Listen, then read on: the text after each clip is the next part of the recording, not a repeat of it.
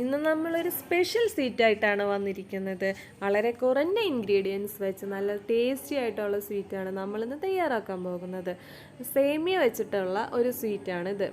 വളരെ കുറച്ച് സാധനങ്ങൾ മതി നമുക്കിത് ഉണ്ടാക്കാൻ. കുറച്ച് സമയം കൊണ്ട് പെട്ടെന്ന് ഉണ്ടാക്കാൻ പറ്റിയൊരു സ്വീറ്റാണിത്. ഇൻഗ്രീഡിയൻസ് നോക്കാം. Milk powder 1/4 cup, pistachio 2 tablespoon, crush ചെയ്തതാട്ടോ, ആൽമണ്ടും 2 ടേബിൾ സ്പൂൺ തന്നെയാണ് എടുത്തിരിക്കുന്നത്. പിന്നെ നമുക്ക് 1/4 കപ്പ് ഷുഗറാണ് വേണ്ടത്. പിന്നെ നമുക്ക് കാർഡമം, അത് പൊടിച്ചാണ് നമ്മൾ യൂസ് ചെയ്യുന്നത്. 2 or 3 കാർഡമം നമുക്ക് യൂസ് ചെയ്യാം. പിന്നെ ഒരു 4 ടേബിൾ സ്പൂൺ ഗീ ആണ് ഞാൻ എടുത്തിട്ടുള്ളത്. പിന്നെ നമ്മുടെ മെയിൻ ഇൻഗ്രീഡിയൻ്റായ സേമിയ, അത് 150 ഗ്രാമാണ് നമ്മൾ എടുത്തിട്ടിരുന്നത്. ഇനി നമുക്ക് റെസിപ്പിയിലേക്ക് പോകാം. ആദ്യമായി നമുക്ക് നമ്മുടെ പിസ്താച്ചിയോ ആൽമണ്ടും ക്രഷ് ചെയ്ത് മാറ്റി വയ്ക്കാം. അതിനുശേഷം നമുക്ക് ഒരു പാത്രത്തിൽ കുറച്ച് ചൂടുവെള്ളം എടുക്കാം. അതിലേക്ക് നമ്മുടെ ഈ സേമിയ ജസ്റ്റ് ഒന്ന് ഡിപ്പ് ചെയ്ത് വെക്കാം.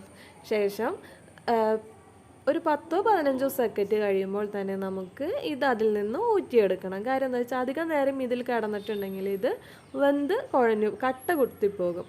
അപ്പോൾ ഒരു 10-15 സെക്കൻഡ് കഴിയുമ്പോൾ തന്നെ പെട്ടെന്ന് നമുക്കിത് ഊറ്റി മാറ്റി വെക്കാം.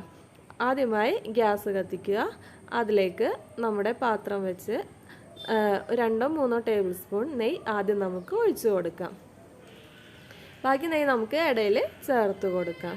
ശേഷം അതിലേക്ക് നമ്മൾ നേരത്തെ അരിഞ്ഞു വെച്ചിട്ടുള്ള പിസ്താച്ചിയോയും ആൽമണ്ടും പിന്നെ കുറച്ച് കാർഡമം പൗഡറും നമുക്ക് ചേർത്ത് കൊടുക്കാം.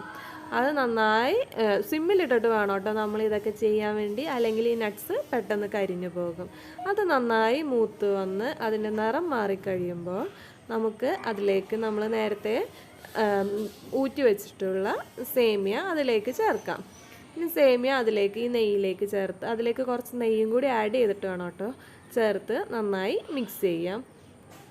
നട്ട്സും സേമിയയും നന്നായി മിക്സായി കഴിയുമ്പോൾ നമുക്ക് അതിനാവശ്യമായ ഷുഗർ ആഡ് ചെയ്ത് കൊടുക്കാം. ഞാനിവിടെ 1/4 കപ്പ് ഷുഗറാണ് എടുത്തിട്ടുള്ളത്.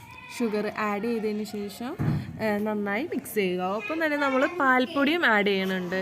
ഇത് രണ്ടും നന്നായി മിക്സ് ചെയ്ത് മെൽറ്റാക്കുക.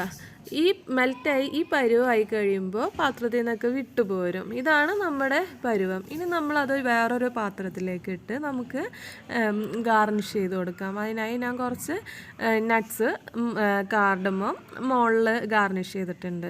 ഇത് വളരെ ടേസ്റ്റി ആയിട്ടുള്ളൊരു സ്വീറ്റാട്ടോ. എല്ലാവർക്കും ഇഷ്ടപ്പെടും. എല്ലാവരും ട്രൈ ചെയ്ത് നോക്കണേ. Thank you.